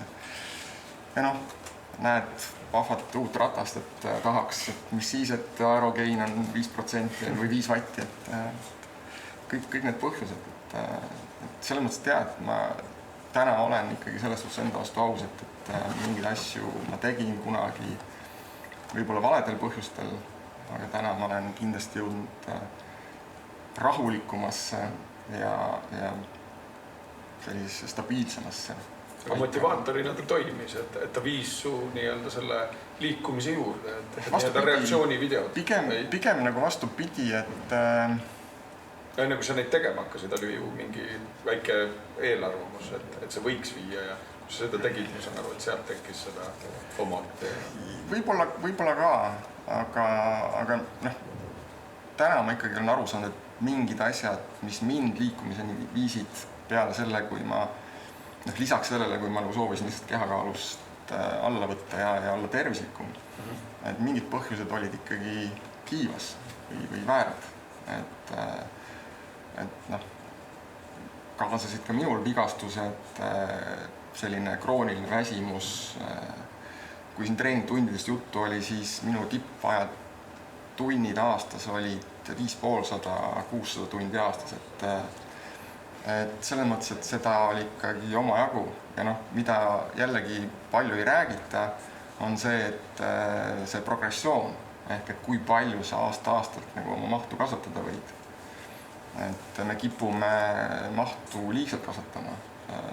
Vaatame, et üks aasta läks hästi, panen nüüd kohe nagu 50% juurde, et see ei ole nagu jätkusuutlik. Et selle jaoks on hea, kui on ikkagi nagu tark ja kogenud treener endal olemas. Ja küll eeldame, et me oleme tänase vestlusega ära rääkinud vähemalt ühe nendest 50%, kes üldse ei liigu ja ta nüüd vaatab ja mõtleb, et mul on siin ala, võib-olla olin algklassides hea, et lähen tagasi, siis igaühe sellised mõned mõtted teemal varustus, kas selline harrastaja ots, mis on taskukohasem või kui võimalus on kohe panna profi nii-öelda kiiver pähe või noh, kõike saab, poed on nii-öelda täis. Sina kui endine profisportlane? Siis kui ma profisportlane olin, siis mul ei olnud pulsomeetrit. Eluunistus oli viimastel aastatel, et äkki õnnestus. Ja õnnestus ka viimased 2 aastat tõesti õnnestus pulsomeetri hankida, jah, mis tänapäeval on ju nagu esiteks ta on taskukohane ja iga vidin mõõdab pulssi. Keeruline on öelda siin, et kindlasti nagu ma ei oska nagu selles mõttes, kui on nagu sporti või nagu see nii-öelda alguse mõistes, kui on täitsa algaja, siis loomulikult ei ole mõistlik võtta nagu kõige ülevalpoolstus mingisugune ja võib-olla hinnata. Ma tegelikult näen, et mul see rattasõit meeldib ja ma tahan selle aasta pärast veel seda rattas sõita ja võib-olla tõesti jõuda Tartu rattamaratonile, et siis on niisugune mõistlik võtta selline, kusagil, ma ei oska hinnaklassi öelda, aga selline poes ilmselt osatakse, võib-olla müüakse natuke parem, aga selline niisuguse kõige alumise võistlusotsa nagu juppidega. Et ta siis nagu igal juhul ka siis, kui need eesmärgid lähevad nagu suuremaks, et see ratas ei jää nagu alla. Kui sealt hakkavad väiksed jupid nagu ära kukkuma, siis võib ju vajadusel osta siis natukene kõrgema jupi. Et kindlasti nagu ei ole mõtet kulutada alguses üle. Ja kindlasti ei ole nagu, jällegi seda on uuringud näidanud, et kui ma nüüd kas või ostan pulsomeetrit, see nüüd paneb mind harjutama 2 kuud võib-olla tõesti. Et kui ma tahaksin hakata rulluisutama, ma ostan rulluisud, siis, või ma ei tea, ütleme selles mõttes, et ma ostan rulluisud, et ma ilmselt tahaksin hakata rulluisutama, siis need uisud püüavad mind umbes 2 kuud nagu haaravad. Või et ma võtan parema äpi, kasutan seda Stravat, et seal on hea ennast sõpradega võrrelda, et siis ma olen liikuvam ilmselt 2 kuud. Et sellised välised asjad nagu tegelikult elu on näidanud, et ei tööta. Et jah, varustuses kindlasti mitte ülemine ots. Kuskil on selline mõistlik kesktee. Ja see on endal jällegi see hinnang, et kas ma tegelikult tõenäoliselt tahaksin minna nagu edasi, et ma sõidan rohkem või kasutan seda rohkem või mitte, et see on siis sealt, et kus ta seal keskteel siis kummal poole nii-öelda. Siin on Annika oponeeriv arvamus. Ma siin jäin mõtlema nii-öelda nende jääd tervemaks kindlasti, et mul tuli ka üks isiklik kogemus meelde, et mina olen oma taustalt eelkõige orienteeruja ja suusaorienteeruja ja teinud nii-öelda noorteklassides tipptasemel selle spordialaga tegelenud, hilisemalt ka triatloni teinud ja rattaga sõitnud ja suusatada meeldib mulle siiani väga. Et sellistel natuke tehnilisematel aladel peab see varustus sul olema. Et minu unistus noorena oli see, et saada kõrget suusasaapad, sest uisutehnikas madalate saabastega oli üsna ebamugav sõita, kui sa nägid, et su konkurendid juba sõidavad kõrgete suusasaabastega. Et selle tõttu mina arvan, et ühelt poolt see, et see harjutamise mugavus, et kui sul ei ole varustust, siis sul on ka suurem kannatus seda teha. Aga kui sa lähed kõndima, siis sul peavad olema head jalanõud, et mitte koormata oma liigeseid, oma laba jalgu üle, et nii-öelda biomehaanikat säilitada, eks ju. Et see on kindlasti, need ei pea sul olema kõige ultramoodsamad, aga nad peavad sinule kõige paremini sobima, eks ju. Ja jällegi tuleb see, et võib-olla on mõistlik spetsialistiga konsulteerida, millised sulle sobiksid kõige paremini. Ja kui siis on vaja ja see nii-öelda eesmärgid on kõrgemad, siis sealt saab selle varustusega edasi minna. Aga tõesti see, et ka tervise säilitamisel on see varustus, ma arvan, oluline. selles mõttes ma olen Jarekiga nõus, et ükski varustus ei pane kedagi rohkem treenima, eriti kui sa nagu alustad. Aga samas nagu teiselt poolt, kui sa juba oled nagu millegagi nagu võlutud mingi alaga, siis minu kogemus ütleb, et igast harrastajast saab kord varustussportlane. Et üks mu tuttav triatloni harrastaja ütles, et tema põhimõtteliselt ostab tippvarustuse, kõik asjad nagu, kui vähegi nagu rahakott lubab, on ju, et siis miks mitte. Ta ostab tippvarustuse, et siis ta vähemalt teab, et midagi ei jää tehnika taha. et selles mõttes, et noh, jällegi mina suhtun suht pragmaatiliselt, et kui sul nagu rahakott kannatab, siis miks mitte, et võib-olla see annab sellise natukene seda enesetunnet, on ju. Emotsiooni, jah. Samas minimalist minus ütleb, et iga ost peaks olema läbimõeldud. Et sa peaksid ikkagi nagu eesmärgistama seda, et kas sul nagu päriselt seda asja on vaja või sa lihtsalt kogud endale koju mingit asja kokku. Siis oli sul lisab? Ja ma lihtsalt, jah, et ma olen no sellepärast ma ütlesingi, et kuskil on nagu mõistlik nagu vahetee, et ma lihtsalt nagu kõige keraamilised käiguvaheti litrid, et kes tahab osta 800 eurot 2 litrit oma tattali. No ultra, et aga siis mõelge, et kas te kasutate seda ja kui palju teil sellest sõltub. Ja trenni on ikka vaja. See on 8 vatti. Kuidas? Aga see on 8 vatti. Aga 800 eurot, et noh, ja nüüd on 2 käiguvaheti hammak. Tõenäoliselt on uut käigukat ka vaja, et see ei piisa. Ei ole. See sobib. Aga jah, ütleme selle varustuse, ütleme siukse, noh, aktiivse harrastaja pealt nii-öelda pro-tasemele liikumiseks on nagu vahe on suhteliselt väike, aga hinnavahe on kolossaalne, et noh, seal on nagu Ironman Europe grupis on 196 000 osalejat, et siis seal lihtsalt talvel üks küsis, kuidas te trenn läheb, how's your training going, ja siis noh, inimesed seal vastasid, üks mees pani selle kifi, raha läks. Ainult loopis seda, et kuidas see trenn läheb, et siis see maailm see.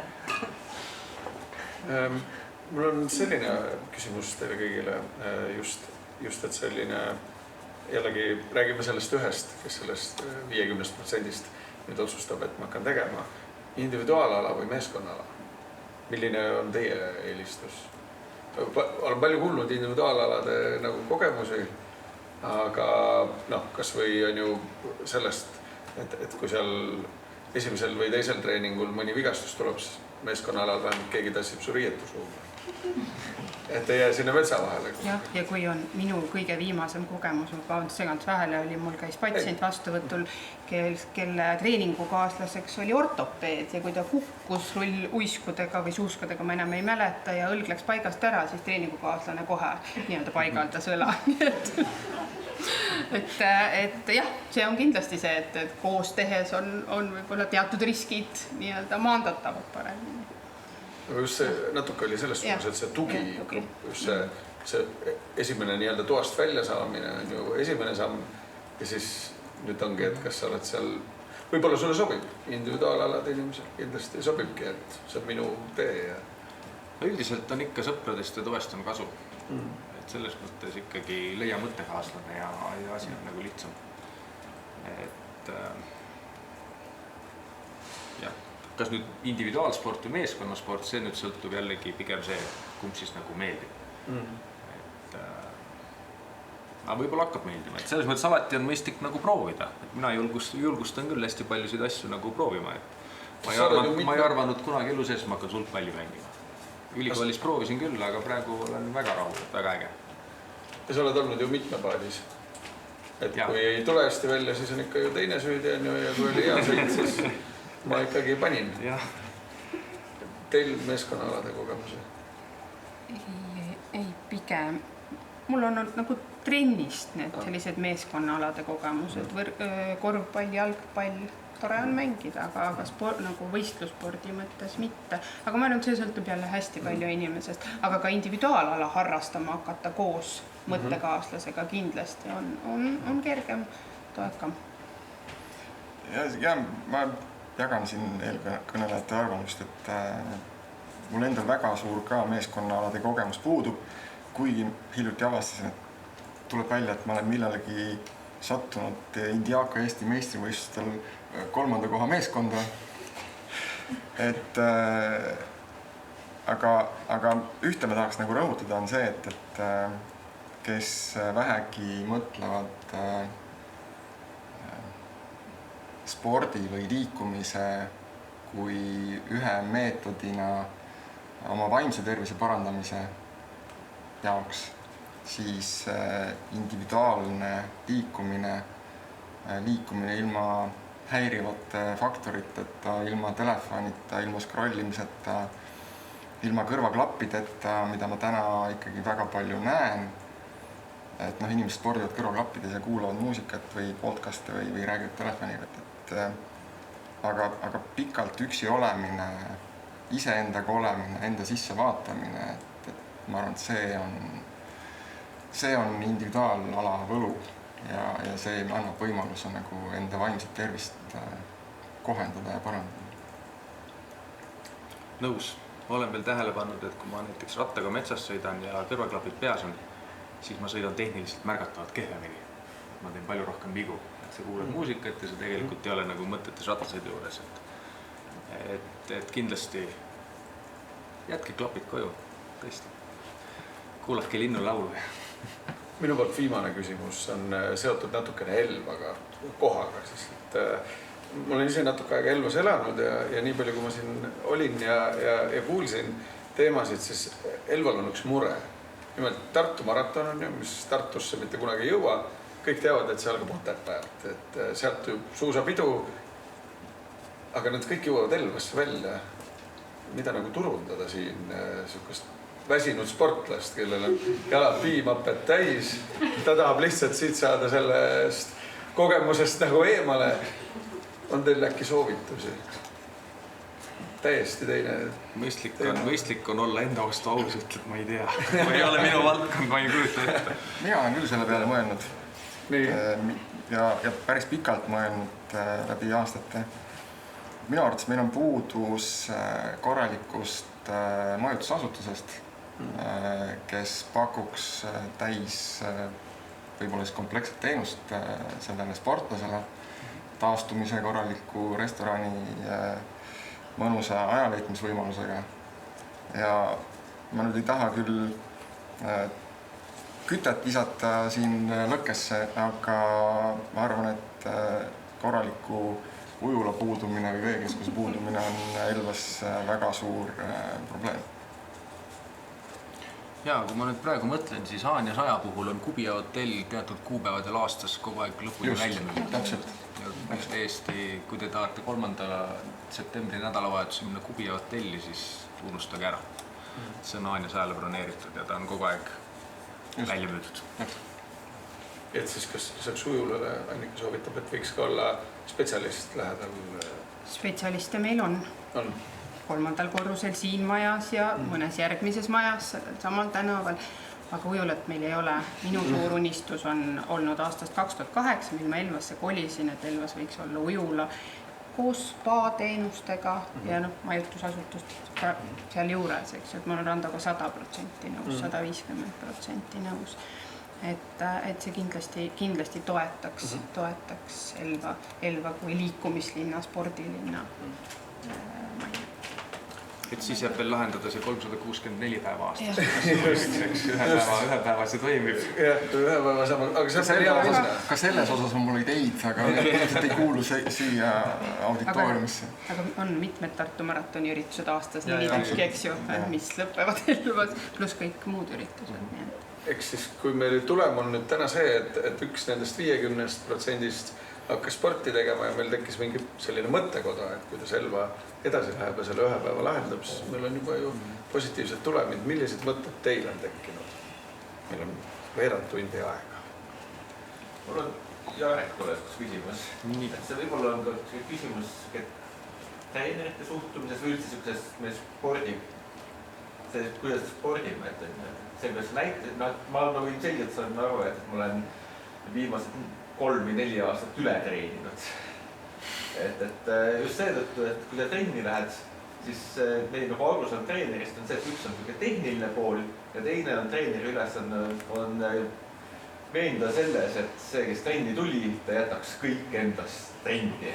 Et midagi nagu endast koju kaasa ei viida, et treeningud antaks endast kõik. Et kas see nagu suhtumine nagu uue põlvkonna treenerite puhul muutub ka või on see natuke nagu ma olen valesti trendi suhtunud? Ma ei oska nagu öelda. Ma jään siin nagu vastuse võlgu. Et eks me ülikoolis ikka seda õpetame, mis ma nagu siin püüdsin rääkida, mingid aspekte. Teine, kus ma võib-olla näen, on selline, kus selline asi võib tekkida, et kui me näiteks oleme spordiklubi trennides ja ma valingi sealt erinevaid treeninguid enda jaoks, siis ega keegi ju tervikpilti ei vaata. Ma olen ühte trenni ja seal treener, see ongi selle trenni eesmärk. Ega see, et kui ma teen ühe raske treeningu või sellise mõnusa treeningu, kuhu need spordiklubi treeningud üldiselt, kui nad on need intensiivsemad treeningud sinna, et nad on ju okei treeningud, ega nad ei ole halvad. Kui ma järgmine või ülejärgmine päev lähen ka sarnasesse treeningusse, aga teise treeningusse, siis keegi ju kuskilt seda infot ei tule, et tegelikult sa võib-olla võiksid puhata või valida selle rahulikuma treeningu. Et sellistes kohtades võib küll tekkida siuke, et läheb nagu üle. Et kui üks treener niimoodi sunnib igat trenni maksimumi võtma, siis see on nagu küll natuke pahasti, jah. Tõsi, kui on 3 trenni nädalas, siis on ju aega puhata vahepeal. Et 3 sellist tugevat treeningut võib-olla isegi elab ka üle, oleneb treeningu pikkusest. Et kui ta jääb sinna umbes tund 20 kokku nädala lõikes, ehk et siis 3 × 30, 3 × 40 minutit, siis selle elab üle. Kas sellise vastuse või sellise ikka? Ei, ta enam oli. Ma just mõtlesingi pigem selle kultuuri peal, et trennis annab ju endast kõik. Kui see on juba allates nagu laste trennist hakkab pihta, et ega trennis ei käida, vaid trennis tehakse trenni ja siis tuleb kõik endast anda. Trenni tuleb teha palju ja trenni tuleb teha targasti. Üks ilma teiseta ei vii kuskile. Raul Olle ütles, et kui keegi ütleks, et ma iga kuu teen 60 tundi trenni ja see viib mind olümpiavõitjaks, uskuge mind, midagi lihtsamat ei ole. Ma saan see 60 tundi teha, aga see paraku ei ole see võti. Et ka taastumine on täpselt sama oluline osa kui treeningul. Piltlikult öeldes me ju treeningul lõhume. Ja selleks, et minna edasi, selleks me peame taastuma. See on see hetk, kus organism ehitab uuesti üles neid katkisi struktuure, mis on stiimuliks, et organismis toimub kohandumine või kohanemine. Et igal juhul on see taastumine on treeningplaani sama oluline osa kui treening. Just ma tahtsin nagu sekundeerida, et Jarek siin enne viskas seminari käigus nalja, et trennis saab ju tugevaks. Tegelikult saab tugevaks ikkagi puhates. Et trennis ennast lõhud ja puhates on see, kus tuleb siis tugevus ja lihaskasv. On veel küsimusi? Või kogemusi, vastuvaidlemisi. Väga aktuaalne teema üldhariduses, kehakultuur ja liikumisharjumuste kujundamine. Siin on juba toimunud see nihe, siin kiiret kommenteeri. Liikumisaasta valguses ka. Meil oli just eile sõpradega diskussioon, et mis on sport ja mis on tervisesport, kes on harrastaja, kes on sportlane. Ja sattusin mingi ettekande otsa, kus minu jaoks toodi väga hästi võrdusmärk tervisesportlase või tervisespordi ja kehakultuuri vahel. Et tervisesport on pigem kehakultuur ja harrastussport on ikkagi seotud eelkõige võistlustega ja võistlemisega. Ja mida meil tegelikult puudus on Eestis, on just nimelt see kehakultuur. Ma tahtsin küsida just see sama, mida praegu Ando ütles, et meil kui number pannakse ritta, et tegelikult meil ei ole tervise matkarada Otepäält Elvasse. Meil on tervise spordirada või võistlusrada, kus tipud tulevad ja võidavad ja ülejäänud tahavad kõik, ma ei tea, 5000 kuni 12 000 Tartu maratonil tahtsid saada ka võitjaks, aga lihtsalt ei olnud nii palju treeningut. Et tegelikult see niinimetatud tervise või kehakultuur on muudetud väga tippspordiks. Et kui me tahame liikumisharjumust inimestest kujundada, siis võiksime ka selliseid niinimetatud tõeliselt tervisespordiüritusi korraldada. Absoluutselt 100% nõus, et jällegi isiklik kogemus. Eelmine nädalavahetus oli Gravel Grinder Tõrva rahvasõit, just nimelt pidi olema rahvasõit, et tutvuda siis Tõrva ja kohaliku ümbruskonna kruusateedega. Ja mis nagu juhtus, oli see, et tüüpilise Eesti tervisesportlase kombel läks ikkagi võistluseks, et inimesed moodustasid grupi ja võin julgelt öelda, et 80% inimesi selles grupis sõitsid üle oma võimete, mis iganes see põhjus oli, kas põhjus oli hirm, põhjus oli häbi, põhjus oli soov olla kellestki parem, et meil puudub just nimelt see tervise, spordi või kehakultuuri kultuur. Ja kõige ehedam näide oli see, et kus minust ma pakuks üks 5 aastat vanemad meesterahvad minu ees rääkisid sellest Strava äpist ja lõikude esikoha võtmisest ja kellelegi ära panemisest, siis kuhu me jõudnud oleme. Ma siin natuke oponeeriks ka selle sama Tartu maratoni kohta, et kui ma nagu ise pärast nagu televiisorist vaatan, siis ikkagi peale, ma ei julge öelda, 300 või 500 lõpetanud on ikka sellised tõsised rahvasportlased, kes tulevadki ja naudivadki ja söövad teeninduspunktides rahulikult, võib-olla natuke hiljem, aga ma ei julgeks ikkagi öelda, et see rahvasportlase pool on nendel nagu üritustel nagu täiesti olemas. Ja ma mäletan Tartu maratoni ajaloost, et kui kunagi küsiti, et kas Tartu maratonil võiks mitte aega võtta, siis probleem oli ju selles, et start oli Tartus ja finiš oli Käärikul ja radu jäi aetud ja kell tuli toimetada ju stardist finišisse. Ja ega kuidas see siis lumega ikka, suusataja võis kiirem olla, et teinekord oli suusataja finišis, aga kella ei olnud. Ja siis oli nagu resoluutne ei sellele. Aga täna teistpidi ka need samad Grand Fondo üritused, kus ei võeta aega, tõsi, maksavad palju, aga sõidetakse nagu rahulikult, ilma ajata. Ja ka hästi palju on võistlustele tulnud ju juurde neid nii-öelda rahvadistantse, kus ei võetagi aega. Tõsi, kui nad kujunevad võistluseks, ega seda me vist ei saa.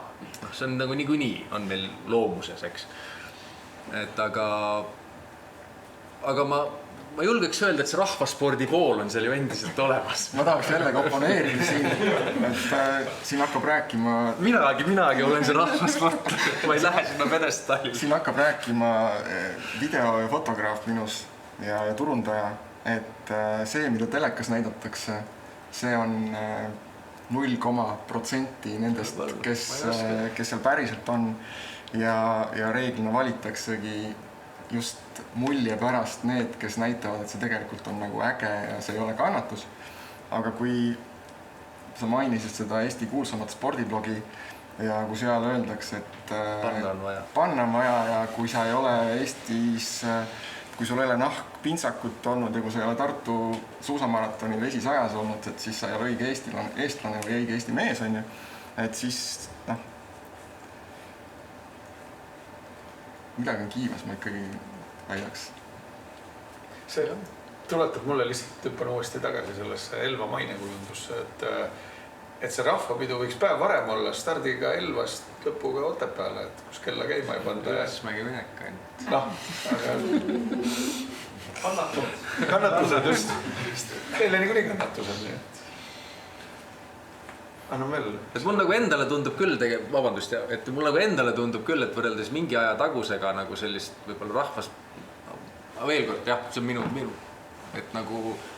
et on tulnud neid nagu, vähemasti pakutakse neid ajavõtuta ja kepikõnni üritusi, mida kunagi ei olnud üldse. Et või kõndimisi. Oi, ma võin rääkida kepikõntidest Tartu jooksumaratoni raames kus joostakse, kindlasti on jupikene. Tullakse kenasti kepikõndi tegema ja siis, kui keegi kõnnib kellestki mööda, siis haaratakse kepid kaenla alla ja pannakse, joostakse mööda ja siis kõnnitakse edasi. Et selles mõttes, et me oleme ikkagi nii tugevalt selle lääne kultuuri ohvrid, et sa pead olema naabrist parem isegi siis, kui aega ei võeta või ütleme, et aega võetakse, aga sa ei panda järjekorda, siis jällegi minu kogemus, mida ma olen kuulnud ümbritsevatelt inimestelt, on see, et ikkagi pannakse need lõpuks ajad Excelisse ja vaadatakse, kellest on siis nagu parem. Et päeva lõpuks me peame just ausad minu olema. ettepanek, kui rääkida turundamisest, siis võiks kuidagi täitsa kahte lehte lüüa, et ei oleks nii, et ühed on ütleme, harrastussportlased ja teised on tippsportlased. Võiks olla kolmas grupp, kes võiks olla nimetatud näiteks liikujad. Et mina tunnen ennast, et ma kuulun tegelikult eluaeg sellesse gruppi, et mul ei ole olnud mingisuguseid suuri sportlikke võimeid, aga liikuda on kogu aeg meeldinud. Ja praegu ma kõnnin 100 kilomeetrit või natuke rohkem igas kuus, aga ma ei tunne ennast, et ma peaksin et ma oleksin keegi treenija või mingi sportlane. Ja pigem ma arvan, et selles osas elanikkonnast, kes üldse ei liigu, võib-olla tekitab sellist ärevust, et umbes mind tahetakse ka treenima panna või mind tahetakse kuskile sportlaste, nende kannatajate hulka tõmmata. Aga tuleks nagu ehk rohkem just selgitada seda, kuidas inimese tervisele, inimese ajule kõik mõjub liikumine ja et oleme meie liikujad, et sellesama Elva miljoni puhul ma arvan, et oli hea mõte, et kogume samme, aga seal ka kohati läks võidu ajamiseks, et selline mõte minu poolt. Aga hea bränding, ütleks. See haakub just selle kehakultuuri teemaga väga hästi. Aga kuidas see, mul tekkis praegu selline mõte, et kuidas see kehakultuur on ka selline nii-öelda nõukogudeaegne mõiste, eks ju, et meie oleme taastusravis hästi hädas selle ravikehakultuuriga, et meil jätkuvalt inimesi suunatakse ravikehakultuurile. Me arvame, et me ammu enam ravikehakultuuriga ei tegele. Samas, mis see täna see vaste sellele kehakultuurile mõiste, ütleme, spordiõpetuses on? Et ei olegi nagu hea. Me oleme rääkinud liikumisharrastusest, me oleme tegelikult rääkinud ka rahvaspordist, aga nagu siingi tegelikult, kus te sõpradega arutasite, te natuke olid teised terminid ja ega need ei ole valed. Tegelikult, kui see tulnud korraks selle liikumisnõustamise juurde, või mitte liikumisnõustamise, liikumisõpetuse juurde tagasi tulles, siis seal ju miks hästi paljusid sportlasi võib-olla sellist vastakust tekitas oli, et seal oli teadlikult püütud vältida sõna sport, mille eesmärgiks ongi just võistlemine. Mida ma teinekord ise mõtlen tagantjärgi, et võib-olla see oli vale bränding, et kui ma näiteks lähen ise rahulikult jooksma, siis ma ikka tahaksin minna sporti, mis siis, et ma ei võistle. Et ma ei oska öelda, kuidas see nagu, et me saame ilmselt igaüks natukene aru, natukene erinevalt, et kui teil oli nii-öelda liikumine ja sport nagu pelletab eemale, siis võib-olla paljusid pelletaks eemale, et ma nüüd olen liikuja, kuigi ma tahaks minna sportima. Et võib-olla siin on kuskil on saavutussport, harrastussport, tippsport, rahvasport, kehakultuur, et me tegelikult, mis need terminid siin täpselt taga on, et me igaüks saame nendest natuke nagu ilmselt teisiti aru. Absoluutselt. Ja võib-olla see ongi nagu mingi väikene džinn, mida me ei aja nagu purki, et kui me teemegi selle sama, et me nüüd ei võta aega ja teeme kepikõnni, siis 5 tükki ikka jookseb viimased 100, et kes siis selle esimesena lipuni joob, mis siis, et mitte midagi ei juhtu. Et Haanjas ajal ei ole kõigil on stardinumbrid, aga 3 stardikoridori. Kõvad mehed, harrastajad ja tšainikud. Ja kõik lähevad oma koridoridesse. Ja rahulikult lähevad sinna tšainikute juurde, sest nad teavad, nad tulevad üle 7 tunni. Neil ei ole mingit põhjust seal ees olla. Et nad sõidavadki rahulikult. Kõvad mehed, kes jooksevad, et nemad on. Ja kui ma siin vaatan mingitel võistlustel või nii-öelda rahvaspordiüritustel, kus ma olen osalenud, on see siis Tartu maraton või kuskil mingitel, et kui sa oled seal stardigrupi vahed on, siis esimeses reas seal stardigrupi joonel on kõik need numbrid, kes on sinna viimasena sinna stardigruppi pääsenud. Ehk et kui on grupp nagu 100 kuni 150, siis esimeses reas on seal 149, 138 need numbrid. Ja tagumised siis jäävad sinna tahapoole. Et noh, et ju see pisik on meil sees, ma ei tea, kuidas me seda nagu... See pisik on väga tugevalt sees. Ma arvan, et Haanja 100 on selles suhtes nagu erand, kuna korraldaja Ivar on ise natukene teistsuguse mõtteviisiga olnud läbi aastate. Et ma arvan, et seal see gruppide jagunemine ongi nagu selline loomulikum. Aga kui võtta see samane stardikoridoride teema ja triatloni maailm, kus inimesed peaksid siis oma ujumisaja järgi valima endale stardiaja ja ujumismütsi, nüüd viimase paari aasta trend, siis ma arvan, et ma nüüd ei taha protsenti öelda, aga suur hulk sportlasi valivad kiirema ujumisaja, kui nad tegelikult on võimelised. Seda ühelt poolt hirmust, et võib-olla nad ei jõua aega, selle cut-off aega. Ja teine on siis lihtsalt see, et kuidagi ägedam on, kui sul on roosa mütsi asemel sinine müts. Mul lihtsalt üks kommentaar asja juurde. Kuna minul on seda nii kehakultuuri juba rohkem kui 60 aastat, siis kõik minu lapsed ja lapselapsed on tegelikult läinud ju treeninggruppidesse. Mitte keegi ei ole läinud algul, et me läheme klassiga palli mängima, me läheme lihtsalt õue, see on lihtsalt maja sisene. Tegelikult emapiimaga meil on juba välja kujunenud ka võib-olla need kõik, kes seal Tartu maratonid praegu on, mitte need, kes esimest, kui te mäletate, see esimene Tartu maraton oli ikkagi Tartust Otepääle ja oli matk. Ees läksid spordikooli poisid ja tegid rada ja ülejäänud matkasid. Esimesed 5 aastat ei võetud mingit aega, see oli puhas liikumine. Et tegelikult pärast läheb spordiks, sest tegelikult me hakkame seda sporti tegelikult juurutama ja treeninguid juurutama juba hästi varakult. Mitte liikumist, nagu Rando ütleb, et me peaksime tegelikult ikkagi seda nii lasteaias koolis ikka liikumise poole peale.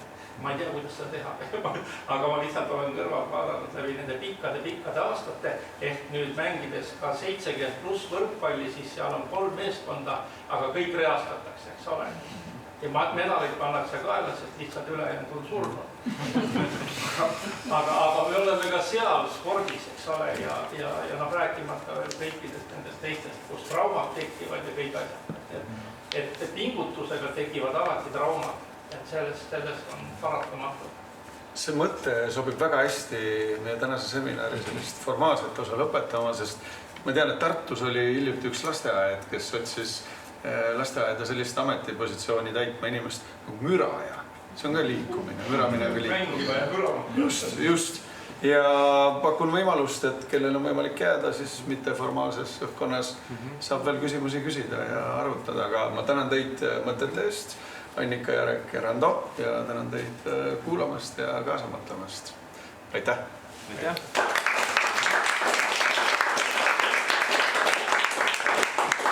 Aga sellist liikumist tegelikult, see natuke võib-olla on kinni ka selles, et mida me ootame treenerit täna ja millist treenerit Eesti hindab. Et ka treenerina, kui treener ikkagi maailmameistrit koolitanud ei ole, siis natuke ma olen failure, et ma keegi ei taha lastega tööd teha, vaid ma alati liigun ülespoole ja nii-öelda. Kuigi tegelikult see laste treenimine vaata on palju olulisem kui täiskasvanute treenimine. Ja siiski üsna paljudes spordiklubides on tekkinud selliseid mittevõistlevaid gruppe juurde.